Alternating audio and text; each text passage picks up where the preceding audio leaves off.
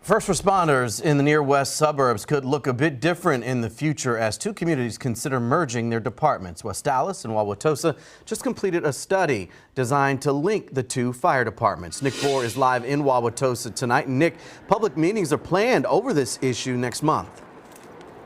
Right, and there are certain to be a lot of questions from residents here in Wauwatosa as well as in West Allis. A key among them, how a merger would impact the communities financially, and more importantly, would a merger maintain or improve on the current response times?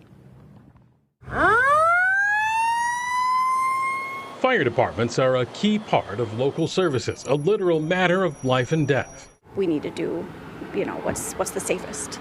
And at the end of the day, that's what our fire department is here for, right? It's our safety. It's the key issue in a proposal to be heard in both communities starting next week to merge the West Allis and Wauwatosa fire departments. I mean, certainly you want to be concerned about response times and adequate resources, right? I think that's the point of the merger.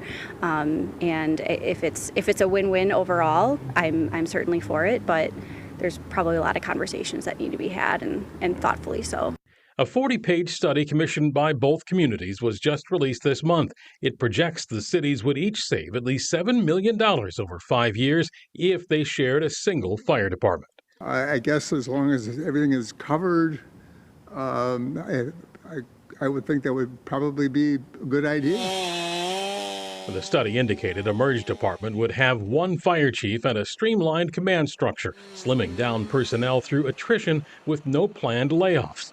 The plan calls for station houses to remain open, but could see savings by selling redundant equipment. I know firefighting equipment is probably quite expensive, and that way those costs would be shared between two communities, and oftentimes there's equipment that isn't really used all that much. So if one department would have more of a, one type of specialized equipment, another would have the other, that could very well be a cost saving. And Nick, both officials in communities in both communities say they want to hear from residents about the idea.